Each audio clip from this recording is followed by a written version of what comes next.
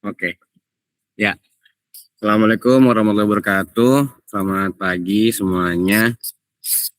Ya, makasih Pak Abdul udah nyempetin hadir nih pagi ini sama teman-teman juga udah join.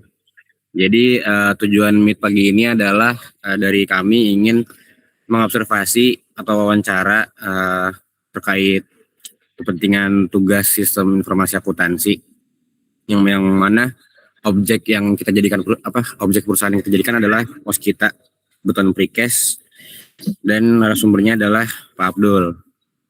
Oke lah, mungkin kita mulai dari perkenalan dulu kali ya. Perkenalkan, nama saya Muhammad Kadal Firsa Putra, NIM-nya 1020-223-00014.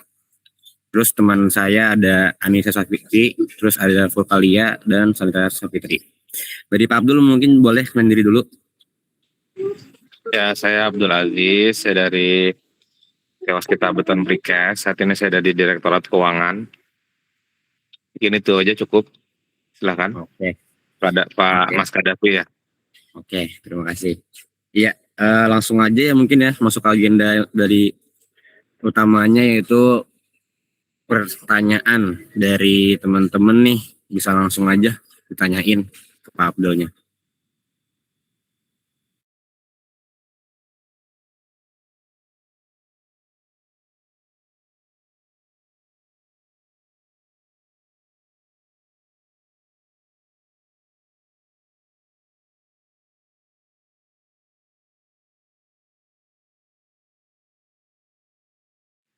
Baik, terima kasih pertanyaannya. Jadi sebagaimana memang tadi disampaikan, suaranya cukup jelas ya? Saya konfirmasi dulu. Jelas, oke. Sebagaimana tadi konfirmasi sama teman-teman, bahwa ini terkait dengan observasi. Jadi memang di tempat kami ini kita menggunakan SAP S/4HANA. Jadi atau ERP-nya adalah SAP gitu ya. Nah di sini kita nggak hanya dipakai untuk mencatat atau buku transaksi, tapi juga menjadi basis data dari pengendalian. Terutama kan kami dari divisi strategi dan pengendalian perusahaan ya. Yang artinya dipakai juga untuk melakukan strategi dan melakukan pengambilan keputusan manajemen gitu. Jadi baik merencanakan maupun pengendaliannya. Misalnya dari data produk penjualan, produksi, persediaan, kemudian lain-lainnya gitu ya. Jadi baik dari sisi laba rugi maupun dari sisi posisi keuangan atau neraca, sampai laporan keuangan yang terbit di dalam publis di dalam IDX ataupun di dalam sistem bursa itu juga berdasarkan dari data SAP. Jadi dari data tersebut manajemen bisa melihat posisi kita tuh bagaimana. Nggak cuma manajemen sih, dari investor juga bisa lihat gitu ya.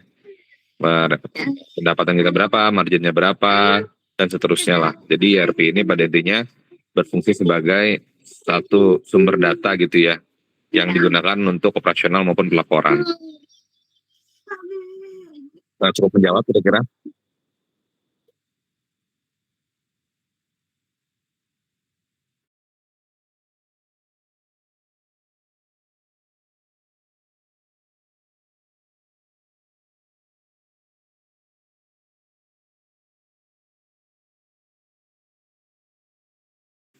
Baik, jadi mungkin gini ya, saya mesti jelaskan dulu.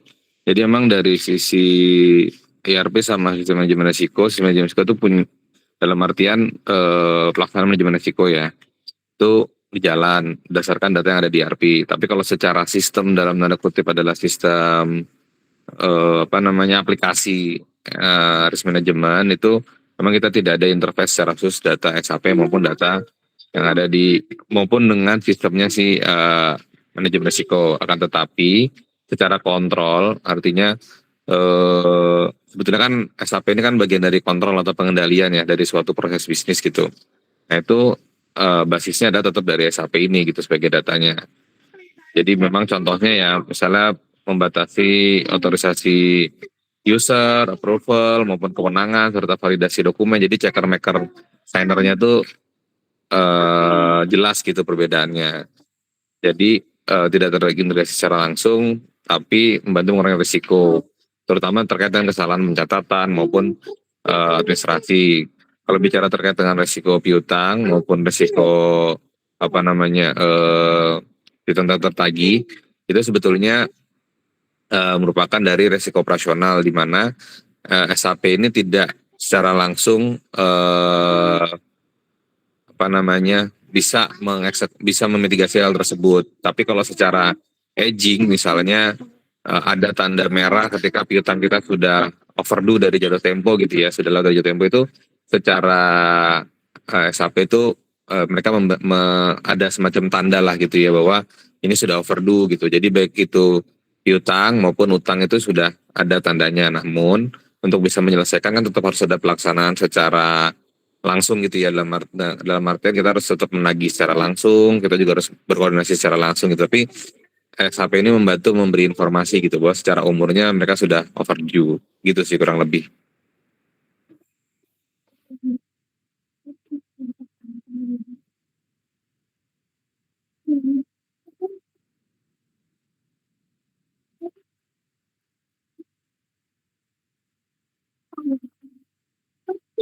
Jadi kalau untuk tidak sesuai prosedur ya, jadi sebetulnya secara prinsip tuh harusnya nggak ada. Kenapa? Karena kita semuanya sudah mandatori ya, baik secara alur maupun secara otorisasi itu sudah ditentukan. Jadi user tuh nggak bisa sembarangan bikin jurnal manual gitu ya, karena udah dikunci. Nah, yang biasanya dilakukan tuh sebetulnya adalah jurnal penyesuaian atau jurnal adjustment. Mungkin kalau teman-teman pernah belajar akuntansi, ada setelah diaudit sama kantor akuntan publik di akhir tahun atau sebagai dampak dari proses pelaksanaan audit, biasanya kan selesai mungkin di bulan Maret ya, atau di bulan Februari gitu, setelah atas laporan audit tahun sebelumnya.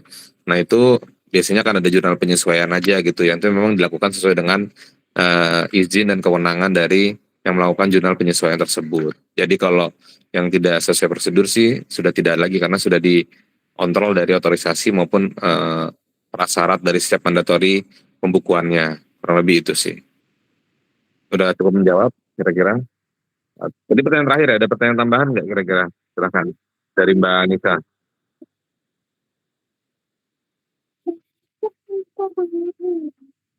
Baik, terima kasih. Silahkan. Baik Bapak, perkenalkan nama saya Sanitra. Di sini saya ingin bertanya beberapa pertanyaan. Mungkin yang pertama, menurut Bapak bagian mana dalam proses pencatatan akuntansi yang paling sering menyebabkan keterlambatan laporan? Nah, biasanya itu penyebabnya apa aja, Pak? Baik, ini maksudnya adalah ini ya, keterlambatan laporan mungkin gitu ya. Iya, Pak. Ya biasanya sih gini, dari teman-teman itu kan yang kita ketahui terkadang karena mungkin load mereka yang cukup padat ketika project cukup tight waktunya itu, jadi terkadang mereka tidak konsisten nih dari entry datanya lah, seperti itu ya.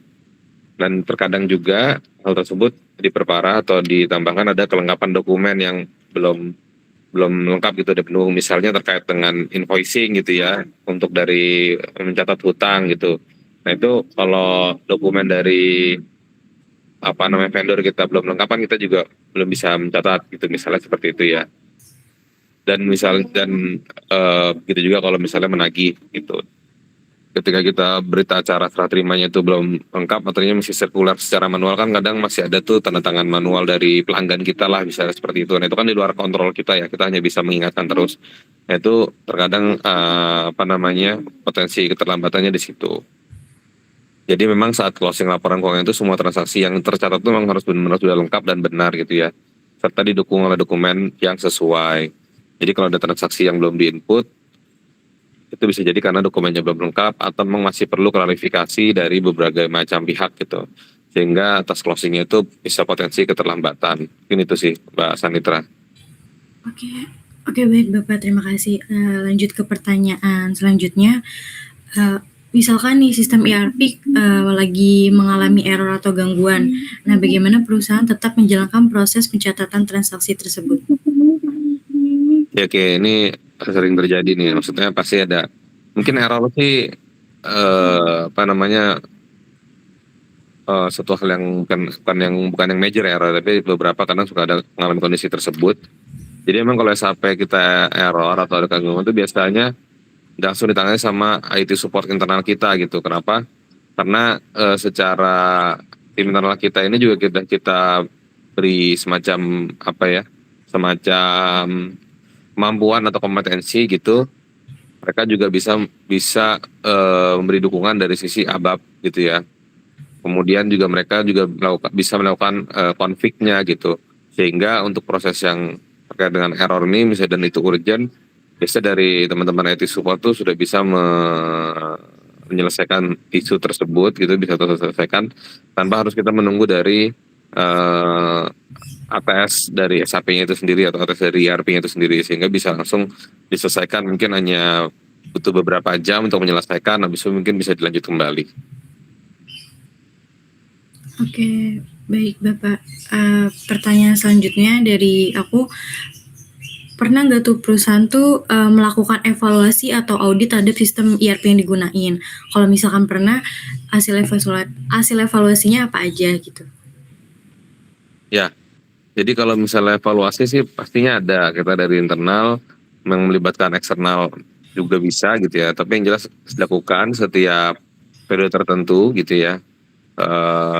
Dan yang pastinya kita juga setiap akhir tahun itu kan bagian dari audit laporan keuangan dari Kantor Akuntan Publik atau KAP itu juga ada audit IT-nya gitu, yang merupakan bagian dari prosedur auditnya gitu. Jadi mereka akan mengecek terkait dengan sistem, data maupun kontrol dari setiap transaksi itu ya. Karena kan memang sebetulnya tadi disampaikan di awal ya bahwa ini kan bagian dari tidak terpisahkan dari pelaksanaan laporan keuangan gitu. Nah tentunya hasilnya pasti akan jadi perbaikan gitu. Ya baik biasanya memang sifatnya minor atau improvement dari pelaksanaan maupun proses kontrol atau pengendalian serta dari dokumentasinya. Namun izin teman-teman ya, kalau untuk detailnya temuannya bagaimana mungkin itu belum bisa kami informasikan karena itu bagian dari informasi yang cukup rahasia di dalam internal perusahaan gitu. Gak apa ya, kira-kira seperti itu. Oke, baik, nggak apa-apa Pak. Mungkin dari aku ini ada pertanyaan terakhir. Jadi sejauh ini tuh penggunaan ERP-nya itu benar-benar bisa meningkatkan efisiensi kerja atau justru malah menambah proses administrasi tertentu, Pak?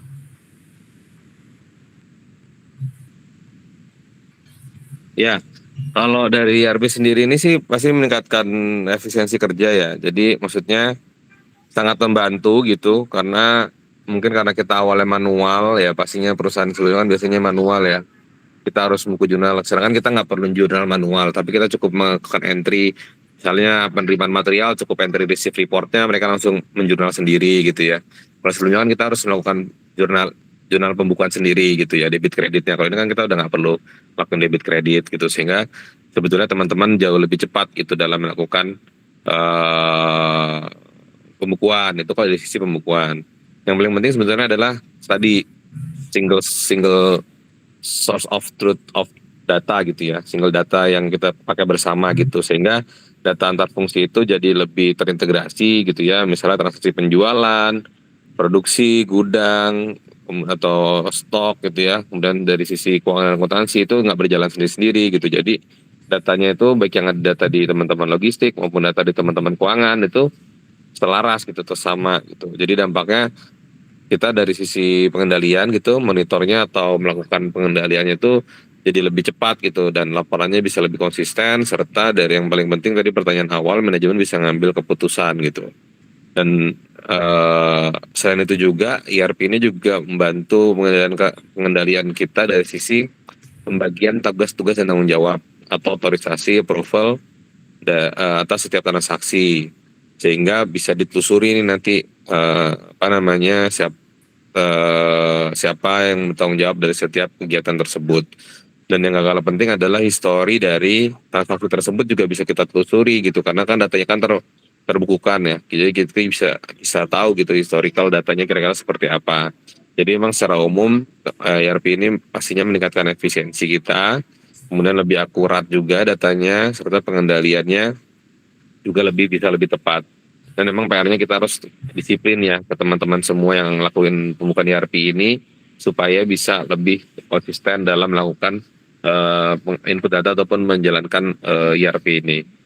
Kurang lebih itu teman-teman yang saya sampaikan. Ada pertanyaan tambahan kira-kira? Kalau dari saya cukup segitu aja Bapak pertanyaannya. Terima kasih atas jawabannya. Saya kembalikan ke Kak Davi. Oke, terima kasih pertanyaan dan jawabannya. Lanjut ke pertanyaan dari saya nih, adalah pertanyaan yang pertama itu soal proses bisnis di USBP. Itu secara garis besarnya USBP dapat kontrak itu alurnya gimana sih dari awal sampai invoice cair, terus nanti apakah ada kendala pada saat apa ya penyerahan BHST-nya itu? Ya, jadi kalau dari bisnis hulu ke hilirnya bisa dibilang seperti itu, Mas Kadafi ya. Jadi kita bikin biasa sebut di dalam SAP itu stream order to cash gitu ya. Jadi alurnya itu dimulai dari adanya kontrak gitu ya, atau adanya permintaan, karena kita sistemnya itu make to order, sehingga basisnya kita adalah pesanan gitu ya. Nah, ketika ada kontrak atau order dari customer, kemudian teman-teman sales membuat sales order di SAP gitu ya. Nah, nanti setelah itu dari sales order itu kan disampaikan ke teman-teman produksi. Nah, teman-teman produksi itu akan melakukan menjalankan MRP gitu ya, atau Material Request Planning, itu untuk mengetahui kebutuhan sumber daya yang dibutuhkan, baik itu dari bahan baku maupun alat maupun orang, sehingga bahan baku yang dibutuhkan itu bisa disediakan untuk dilakukan produksi. Nah, setelah itu dilakukan produksi sesuai dengan apa yang diminta dari customer gitu ya, sesuai dengan spesifikasinya. Nanti baru dikirim ke pelanggan sesuai dengan waktu yang ditentukan. Itu waktu dan lokasi yang ditentukan. Nah, nanti setelah itu dikirim, atau diserah terimakan, dilakukan pencatatan sebagai berita acara serah terima gitu ya, kepada ke pelanggan tersebut. Nah, nanti biasanya akan ada waktu untuk mereka melakukan pengetesan bahwa mutunya memang sesuai dengan yang diminta oleh mereka. Nanti setelah itu baru dibuatkan invoicing atau billing ke pelanggan tersebut, dan sisi lain juga dicatatkan sebagai pendapatan usaha atau revenue, dan dicatatkan juga sebagai bebannya. Dan di neraca itu akan menambah ke sisi piutang usaha kita dan mengurangi persediaan. Lalu setelah itu melakukan penagihan sampai dengan dibayarkan ke eh, dibayarkan oleh pelanggan. Nah, untuk eh, pembayaran pelanggan nanti biasanya akan ada clearing system ya, ketika memang piutang tersebut sudah dibayarkan oleh pelanggan. Jadi dicek dari bank yang diterima maupun dari uang yang masuknya, kurang lebih seperti itu. Kalau misalnya tadi apa kendalanya ya, Mas Kadafi ya? Iya, kendalanya. Ya, kendalanya itu adalah mungkin lebih kepada proses BAST yang ada di pihak ketiga ya. Karena kan BAST itu kan mereka dari teman-teman pelanggan itu kan punya sistem sendiri di sana. Misalnya harus ditandatangani oleh pimpinan proyek mereka, ditandatangani oleh site manager mereka gitu, dan seterusnya. Itu kan berada di luar kontrol kita gitu. Sehingga kita betul-betul mempercayakan ke mereka untuk mereka bisa menyelesaikan hal tersebut. Kurang lebih sih kayak gitu sih kendalanya. Oke, udah terjawab sih. Terima kasih.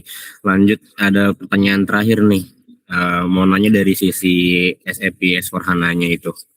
Nah, jadi apakah hak akses buat tim gudang, terus sama tim keuangan itu udah dikunci, kayak udah di lock gitu, biar nggak bisa saling overlap, atau gimana? Terus dari itu apakah pernah ada kasus kebocoran akses nggak?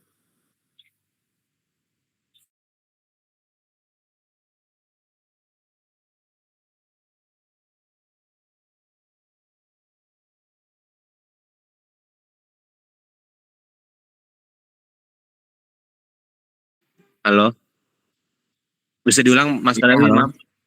Diulang sebentar sekali lagi, maaf. Oke. Mau nanya dari sisi sistem SAP S/4HANA-nya. Jadi untuk hak akses tim gudang dengan hak akses tim keuangan itu apakah udah dikunci atau di apa ya, di lock gitu supaya tidak saling overlap gitu. Terus dari situ apakah pernah ada kasus kebocoran akses gitu atau enggak?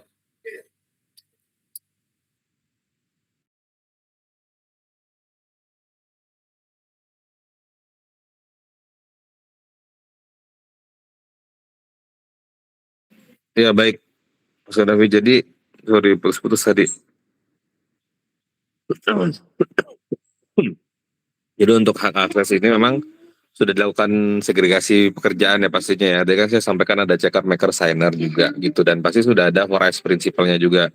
Jadi masing-masing user itu udah ada pemisahan fungsi dan role-nya gitu ya. Jadi misalnya tim gudang tuh hanya bisa diberikan akses untuk melakukan proses logistik ataupun inventory terkait penerimaan barang maupun pengeluaran barang ataupun stock movement dan stock opnam. Sedangkan kalau untuk teman-teman keuangan itu diberikan akses untuk proses keuangan gitu ya terkait dengan akuntansi, verifikasi maupun catatan pembayaran serta clearing dan pelaporan. Jadi teman-teman akunting ini juga tidak merubah secara volume yang dilakukan teman-teman logistik gitu ya, tapi dia lebih kepada memverifikasi terkait dengan keselarasan antar datanya lah, bisa bilang seperti itu. Karena kan tadi sistemnya sudah mencatat sendiri sebetulnya gitu ya.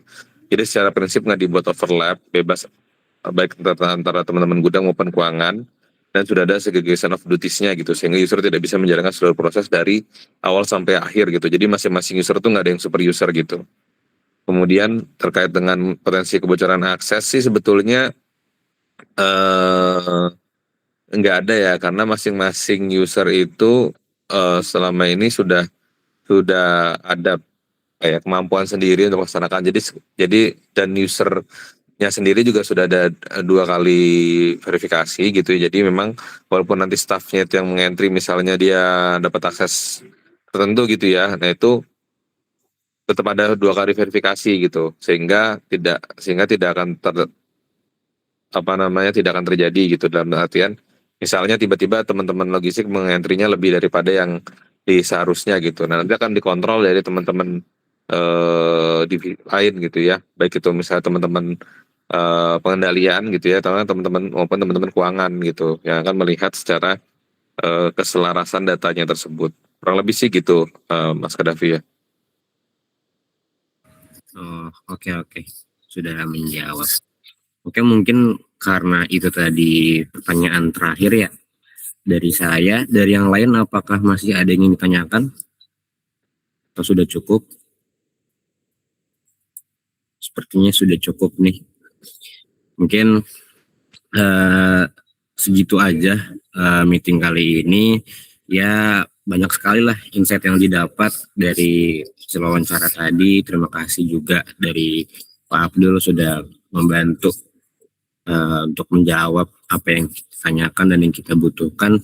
Datanya juga kayaknya sudah lumayan lengkap. Mungkin karena sudah tidak ada lagi, bisa ditutup aja kali ya. Oke, jadi sebelum ditutup kita dokumentasi dulu. Bisa diatur kali sama siapa nih, Anissa apa Sanitra nih? Ya, boleh.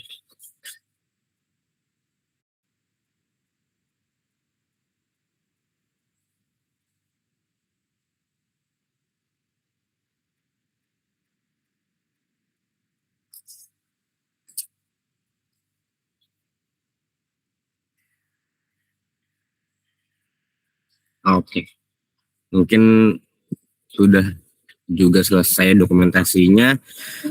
Segitu dari kami, terima kasih.